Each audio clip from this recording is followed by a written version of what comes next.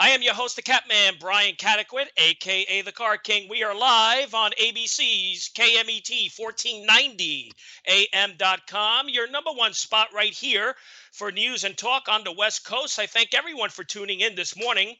On a telephone line, I welcome to the program a former Major League Baseball first baseman who played for the Chicago Cubs during the early 1960s. I welcome in Moe Morhardt. Mo, Brian C., thanks for being on the program. Brian, how you doing? Oh, very well, very well. Honored to speak to a former athlete, so I appreciate it. Mo, let's begin. Mid-1950s, you're playing college ball for the University of Connecticut at UConn. You excel in both baseball and soccer and quickly become an All-American in both sports, huh? That's right, yes. And I mean, that's pretty impressive to achieve that honor in a respected NCAA Division I school. What do you remember most about the achievements that you set forth at UConn? Well, I remember when it all started. As far as soccer was concerned, I used to play sandlot football. I had a pair of shoulder pads and a leather helmet without a face guard before face guards. But I loved football. So, of course, I got into high school in 1952, and I asked I said to my mother I was going to play football, and she said, "No, you're not. You're too skinny." And I was about 6 foot tall and about 126 pounds. She wouldn't let me play. So when I got to high school, I didn't have soccer in junior high or anything like that, and they didn't have it. And so I went out for the soccer team, and I see all the trapping with the feet and the body and this, that, and the head and this, that, and the other thing. And I said, "Well, gee, I don't know anything about that." I said, "But they got a position there where I can use my hands." So I told them I wanted to try out for goalkeeper, and that's how that happened.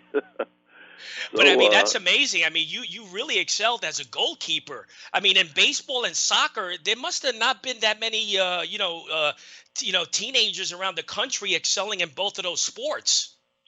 I really don't know. I was very fortunate. I had a very good. All my coaches in high school, the baseball coached for 42 years. The soccer coach was in his 38th year when I started playing. And they were experienced people, and it was a very good situation. So yeah. Yeah, and I was going to say at UConn, you helped the Huskies win 2 NCAA district titles. Yes, with baseball, yeah, we went to the College World Series 3 times. My sophomore and senior year. Junior year, we lost in extra innings to Holy Cross, or we would have won 3 years in a row. So we were very fortunate there. Soccer, they did not have a division. We played in a soccer league. They didn't have a soccer league in the Yankee Conference where I played. The Yankee Conference consisted of all the state schools from the 6 New England states, but they didn't have a tournament. So what we did is we played in the New England Soccer Association, which was 24 teams. So we played quite a few teams outside of the conference, and that's what was our soccer makeup. And then, of course, baseball was in the conference, and we played. Then we played, of course, outside the league too. But that's how that worked. Yeah, I'm looking at your baseball statistics in college. I mean, by far, no question about it, your senior year, you hit 365. You had a 365 batting average and considered one of the finest collegiate pro prospects in New England. And that was the time where you had like 12 of 16 major league teams wanting you, right? That's true. There were 16 teams at the time. And looking back on that situation, I think the first team that was interested in me was when I was 15 years old. And it was a funny situation, Brian. In those days, in my 7th grade year and my sophomore year in high school, there was a baby boom in the country. And both my junior high school and my high school had double sessions. So I entered as a freshman, obviously, and we had regular school day. But then my sophomore year, the sophomores, the 2 underclassmen had to go double sessions. We went in the late afternoon. We didn't get out of school 10 minutes after 5. So actually, I didn't play baseball in high school my sophomore year because we couldn't. We were getting out of school at after 5 o'clock. Oh, my God. We got so of course by then I was jazzed up to play baseball because I couldn't play in school, and we had a Legion team, and we were so jazzed up about not playing.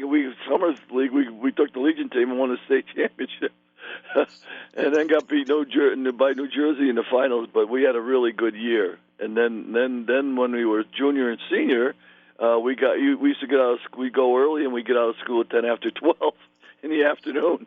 So that's how that went, and because of the double sessions and a great number of kids.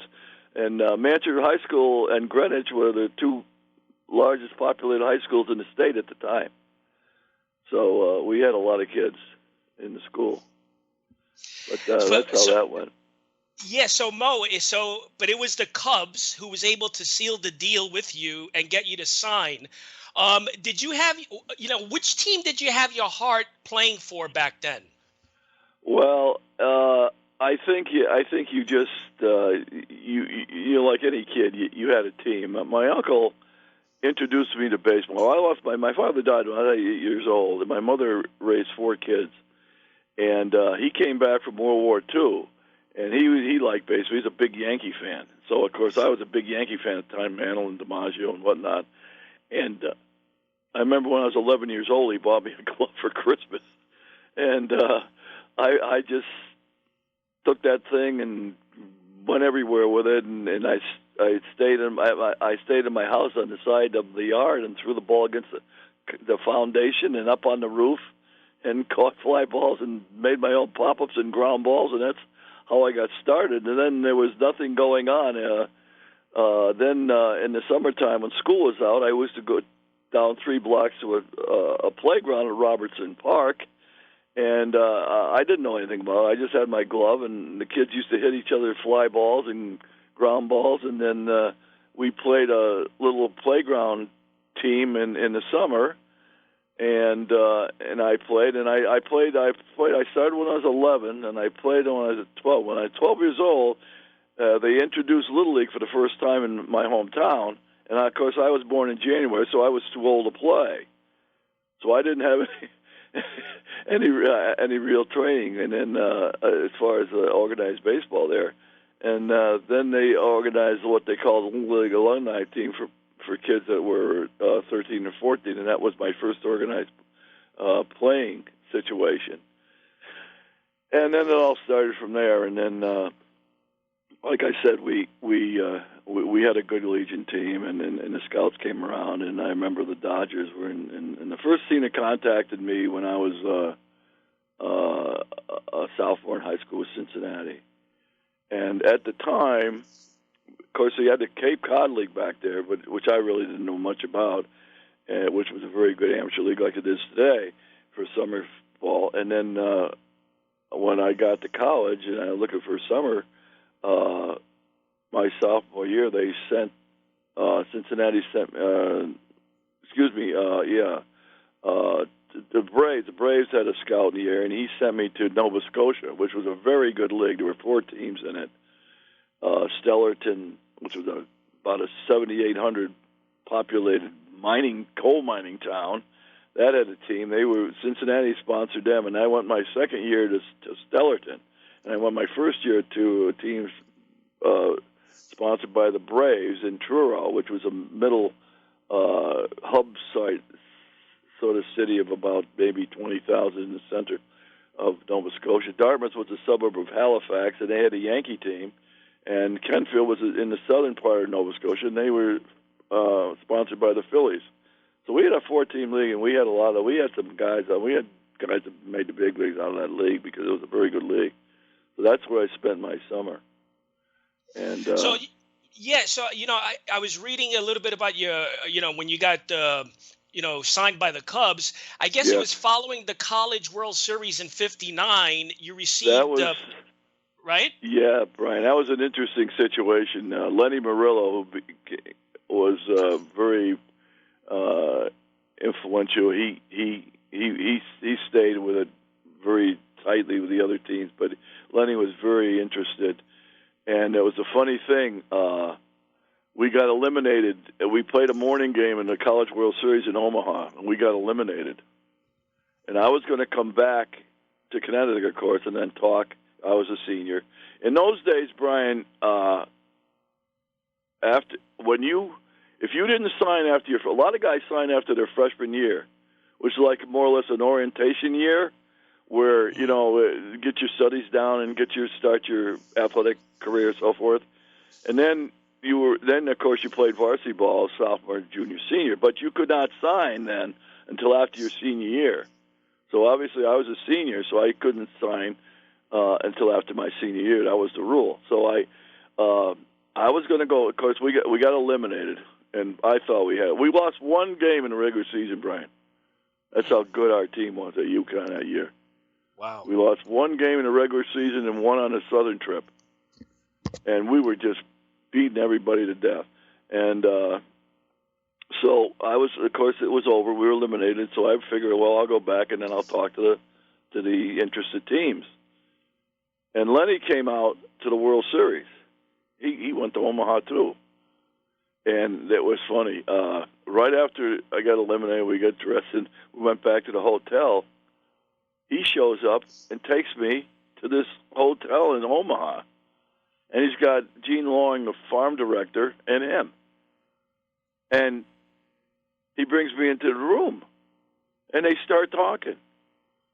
And they said, and I remember he said, Gene Long said, sit, the regular hotel room with the desk and whatnot. And he said, sit down at the desk. So I sit down, and you have the notepad that you usually have in the hotel. So he pulls the notepad down, and he says, write this down. And he's whispering in my ear, so I write this down, and he goes 5000. He says, do you want to play with us? here's my mother. She's a telephone operator raising 4 kids by herself, and I'm looking at this and I'm saying, "Jeez, what am I going to?" And I'm staring at the note and oh my God, what am I going to do? And that's so much money back then. He says, and then Lenny says, "Look, if you want to," he says, "you sign now. We'll send you to tomorrow to Chicago, and you can play center field." And I said, "I don't think I can do that." I said, "Are you kidding me?" And that's it. He says, "Yeah, we will. We'll do that." And I said, "I don't know." He says, "Okay, we'll send you to AAA." And they sent me to Fort Worth, who was in the American Association at the time, and I went back to the hotel, and we were ready to. About 7 o'clock. I was in there from about 3 in the afternoon till 7. It was a morning game. We got eliminated, so I was in the hotel right after the game, about maybe 2 o'clock or something. I was here till 7. I come back, nobody knew where I was, and the coach is sitting in the lobby. What is do they know? I said, I just signed a contract. I just signed a contract. He said. I said, yeah. and then I flew. Of course, I flew home with the team, and a few days later, I headed for Fort Worth, and that was how it started. Man, so Mo, looking back, I mean, if you could do it over again, would you have signed with the Cubs? I don't know, because I never talked to anybody else. I know the Yankees tried to. You could, like I said, you could sign after your freshman year. So I'm playing freshman baseball, and I played 3 sports that year. I played soccer, basketball, and baseball. So one day I'm walking into the field house to get dressed for a basketball practice, and this guy sitting out in the car, and I recognize a Yankee scout, and he wanted to sign me right there in my freshman year. And I had to talk about it. I said, I'm sorry, I forget his name, Ray something. I said, I got to go to basketball practice. So they were they were calling me up and stuff like that, and they tried to, my freshman year, they tried to get me to go, and I didn't go. I stayed there, and that was one incident there where I might have jumped the gun, but I didn't do it, and then I waited till my senior year. And, We're talking with Moe Morhardt of the 1961-62 Chicago Cubs. So Mo, 1959, you're playing Class D ball for the Paris Lakers under manager right. Rube Walker. Yeah, What yes. was your impression of Rube Walker? I loved Rube Walker. He was a great guy. He was really a fine gentleman, and it was fun playing for him. And they sent me in AAA, and I didn't do anything. I just sat around, and then they sent me to a guy got hurt in Lancaster in the Eastern League. Jesse Rogers, an outfielder, got hurt, so they sent me there from Fort Worth, and I played about 3 weeks in the Eastern League that year, and then he came back from his injury. So then they sent me to Paris in the Midwest League. So that's why I ended up playing for Rube in Paris, Illinois, which is about a town of about 18,000 people. Nice And Midwest then town. 1960, you're playing with the Red Roses. That's where you encountered one of the most influential people in your baseball life, Phil Cavarretta, correct? Absolutely, absolutely. He was a fierce competitor. I mean, I never saw anybody attack an umpire like Phil did, and he it was funny because he wore glasses, but he only wore them to read. But his eyesight wasn't going too well, but I tell you what, he's out there at third base coaching box.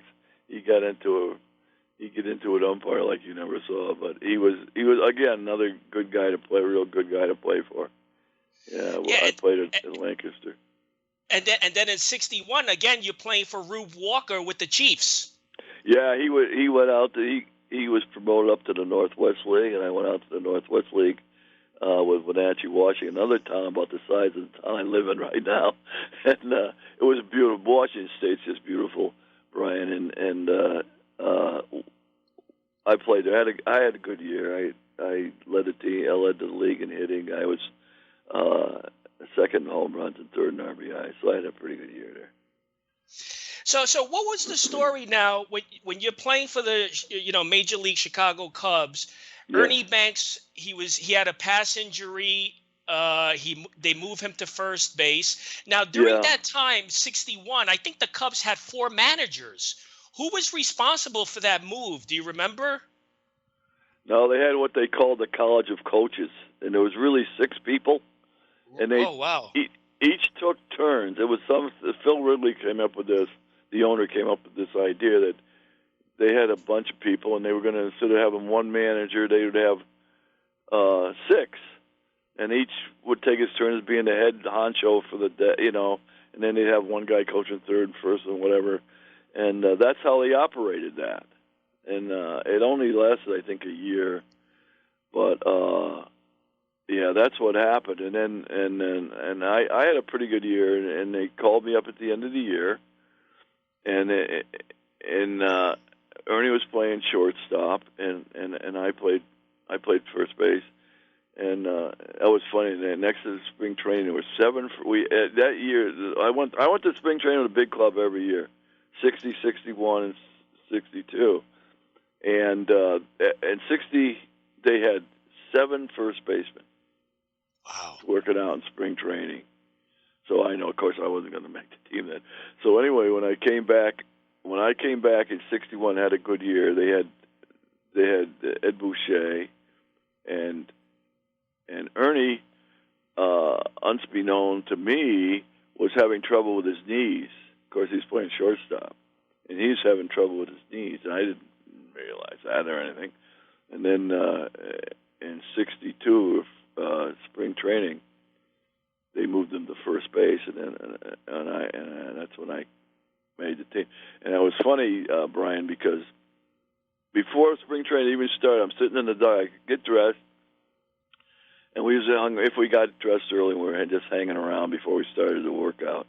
Very first day, and one of the 6, manager was Elvin Tappy. He was one of the 6. He says, "Hey, I'm sitting in the dugout, and there's a couple guys there. I get dressed earlier, I guess." He said, "I want to talk to you." So he takes me down the left field foul line, and we walk out to the fence. And anytime they take you down the left field foul line, they got communicate with you. So we're walking down left field foul line. He says, you're going to make this team. He says, you're going to make this team. Before we even threw a ball in spring training, he says, from what the team had, and Ernie's going to have to learn a position or get familiar with a position, but you're going to make the team this year. And I said, Elvin, I got to make that team on my own. You're not going to give me anything. And I had a good spring training. I had a pretty good spring training, hit the ball good, and in my mind I did. I made the team. Then, of course, Ernie started playing first base every day and whatnot, and all I was doing was pinch hitting. So I went in and I said, I talked to the general manager, John Holland. I said, John, we were in Philadelphia, and then I flew home, and the team went to Pittsburgh, and I flew back to Chicago. And I said, John, I gotta go. I gotta go where I can play. I just want to play baseball. So they sent me to San Antonio in the Texas League, and the team went to Pittsburgh. And what do you know? If Ernie got hurt in the first game, I couldn't play. Oh my God! And I went home to get my wife and my two kids, and she was pregnant with our third. And I'm halfway to San Antonio, and I found out Ernie got hurt. Wow! How about that, sports fans? So that was just one of those things, and that was it. I played 3 and 64, and I didn't do, I just didn't have it anymore. I didn't think I had it. I wasn't a prospect, and I went to spring training in 65, and they told you, we know what, the other younger guys are playing, and I'm just sitting there in the exhibition games, not doing much. And they give me the we know what you can do routine. And then I went in and I said, I'm going home. So and then when they do that, they suspend you for 90 days if you voluntarily retire. So I wouldn't got back on it till September or whatever it was. So I just went home, went to graduate school, and that was it. But I mean that's so impressive. I mean, to make a squad like the '61 Cubs, besides Banks, I mean they had stars. Richie Ashburn, they had a young Lou Brock, and on and on. Ron Santo, another Hall of Famer. Let me tell you, there were 5 guys that made the Hall of Fame on that team, and I legitimately made that team. And there was Billy Williams, Richie Ashburn, Ernie Banks, Ron Santo, and Lou Brock on that team. Mm. And we started the season 1-9 with that coaching core or whatever it was. They had 5 men that made the Hall of Fame on that team. And absolutely, so absolutely. Yeah. I was gonna say I have like a couple of minutes left. So when you you retired from baseball and then you went on to coach?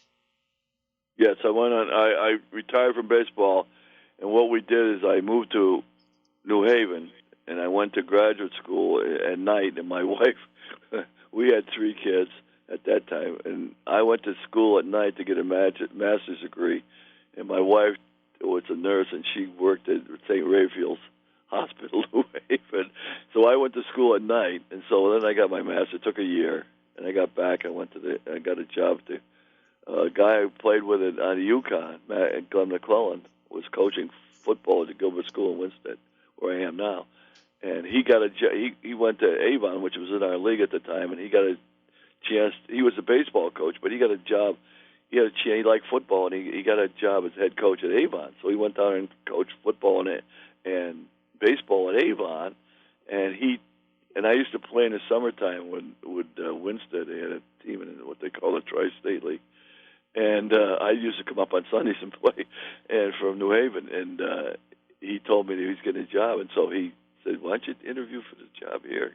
Well, I'm leaving, and I did. So I was there for 25 years, but I coached for 21. And I was coaching at the time. I was coaching 3 sports. I was coaching soccer, basketball, and baseball, and I was the athletic director. And it was great, right? And this is funny. And this is how I stopped. One day in the spring, they used to have this thing called a senior skip day. and the seniors used to skip school that day. They had this little thing going, right? So we had a baseball game. It was a baseball season. I sat them down before a game in Nonawak down in Woodbury. And I said, look, tomorrow's senior skip day, and I don't want any of your seniors skipping school. So I sat them down specifically for that before the ball game. So sure enough, a couple of them skipped school. So we were 14-6 at the time, and we were eligible to go to the tournament. And I said, we're not going to the tournament. So, of course, everybody went crazy. Well, he's not going to take them to the tournament. He will. I said, and so the principal called me in, and he said, what's the story here? And I said, I told him yesterday. I sat him down. I specifically told those guys, I don't want any of you seniors skipping school tomorrow.